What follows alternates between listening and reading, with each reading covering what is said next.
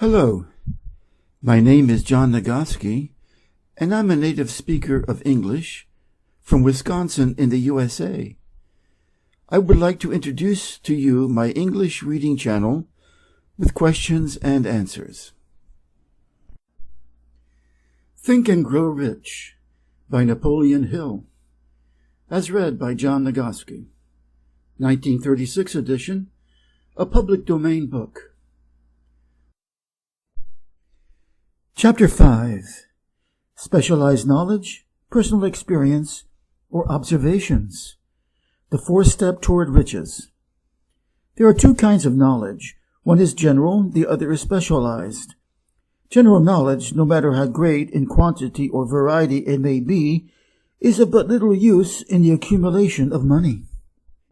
The faculties of the great universities possess, in the aggregate, practically every form of general knowledge known to civilization.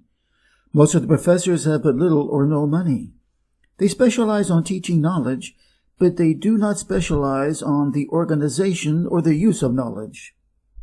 Knowledge will not attract money unless it is organized and intelligently directed through practical plans of action to the definite end of accumulation of money. Lack of understanding of this fact has been the source of confusion to millions of people who falsely believe that knowledge is power. It is nothing of the sort. Knowledge is only potential power. It becomes power only when and if it is organized into definite plans of action and directed to a definite end. This missing link in all systems of education known to civilization today may be found in the failure of educational institutions to teach their students how to organize and use knowledge after they acquire it. Many people make the mistake of assuming that because Henry Ford had but little schooling, he is not a man of education. Those who make this mistake do not know Henry Ford, nor do they understand the real meaning of the word educate. An educated man is not necessarily one who has an abundance of general or specialized knowledge. An educated man is one who has so developed the faculties of his mind that he may acquire anything he wants or its equivalent, without violating the rights of others. Henry Ford comes well within the meaning of this definition. During the World War, a Chicago newspaper published certain editorials in which, among other statements, Henry Ford was called an ignorant pacifist. Mr. Ford objected to the statements and brought suit against the paper for libeling him. When the suit was tried in the courts, the attorneys for the paper pleaded justification and placed Mr. Ford himself on the witness stand for the purpose of proving to the jury that he was ignorant. The attorneys asked Mr. Ford a great variety of questions, all of them intended to prove by his own evidence that, while he might possess considerable specialized knowledge pertaining to the manufacture of automobiles, he was in the main ignorant. Mr. Ford was plied with such questions as the following: Who was Benedict Arnold? And how many soldiers did the British send over to America to put down the rebellion of 1776? In answer to the last question, Mr. Ford replied, I do not know the exact number of soldiers the British sent over, but I have heard that it was a considerably larger number than ever went back. Finally, Mr. Ford became tired of this line of questioning, and in reply to a particular offensive question, he leaned over, pointed his finger at the lawyer who had asked the question, and said, If I should really want to answer the foolish question you have just asked, or any of the other questions you have been asking me, let me remind you that I have a row of electric push buttons on my desk, and by pushing the right button, I can summon to my aid men who can answer any question I desire to ask concerning the business to which I am devoting most of my efforts. Now, will you kindly tell me why I should clutter up my mind with general knowledge for the purpose of being able to answer questions when I have men around me who can supply any knowledge that I require? There certainly was good logic to that reply. That answer floored the lawyer. Every person in the courtroom realized it was the answer not of an ignorant man, but of a man of education. Any man is educated who knows where to get knowledge when he needs it, and how to organize that knowledge into definite plans of action. Through the assistance of his mastermind group, Henry Ford had at his command all the specialized knowledge he needed to enable him to become one of the wealthiest men in America. Thomas Edison had only 3 months of schooling during his entire life. He did not lack education, neither did he die poor. Henry Ford had less than a 6th grade schooling, but he has managed to do pretty well by himself financially. It pays to know how to purchase knowledge. First of all, decide the sort of specialized knowledge you require and the purpose for which it is needed. To a large extent, your major purpose in life, the goal toward which you are working, will help determine what knowledge you need. With this question settled, your next move requires that you have accurate information concerning dependable sources of knowledge. The more important of these are A. One's own experience and education, B. Experience and education available through cooperation of others, Mastermind Alliance, C. Colleges and universities, D. Public libraries, through books and periodicals in which may be found all the knowledge organized by civilization, and E. Special training courses, through night schools and home study schools in particular. As knowledge is acquired, it must be organized and put into use for a definite purpose through practical plans. This is one reason why college degrees are not valued more highly. They represent nothing but miscellaneous knowledge.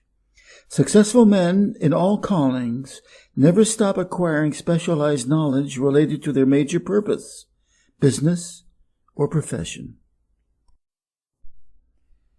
Those who are not successful usually make the mistake of believing that the knowledge acquiring period ends when one finishes school. The truth is that schooling does but little more than to put one in the way of learning how to acquire practical knowledge. Specialists most sought after. The man who has been active on the campus, whose personality is such that he gets along with all kinds of people, and who has done an adequate job with his studies, has a most decided edge over the strictly academic student. In departing from the conception that the straight A student was invariably the one to get the choice of the better jobs, Mr. Moore said that most companies look not only to academic records, but to activity records and personalities of the students. One of the largest industrial companies, the leader in its field, in writing to Mr. Moore concerning prospective seniors at the college, said, "We are interested primarily in finding men who can make exceptional progress in management work. For this reason, we emphasize qualities of character, intelligence, and personality far more than specific educational background." There is one weakness in people for which there is no remedy. It is the universal weakness of lack of ambition. Persons, especially salaried people, who schedule their spare time to provide for home study, seldom remain at the bottom very long. Their action opens the way for the upward climb, removes many obstacles from their path, and gains the friendly interest of those who have the power to put them in the way of opportunity. The changed economic conditions prevailing since the Depression have made it necessary for thousands of people to find additional or new sources of income. For the majority of these, the solution to their problem may be found only by acquiring specialized knowledge. Many will be forced to change their occupations entirely. When a merchant finds that a certain line of merchandise is not selling, he usually supplants it with another that is in demand. The person whose business is that of marketing personal services must also be an efficient merchant. If his services do not bring adequate returns in one occupation, he must change to another, where broader opportunities are available. Stuart Austin Weir prepared himself as a construction engineer and followed this line of work until the Depression limited his market to where it did not give him the income he required. He took inventory of himself, decided to change his profession to law, went back to school and took special courses by which he prepared himself as a corporation lawyer. Despite the fact the Depression had not ended, he completed his training, passed the bar examination, and quickly built a lucrative law practice in Dallas, Texas.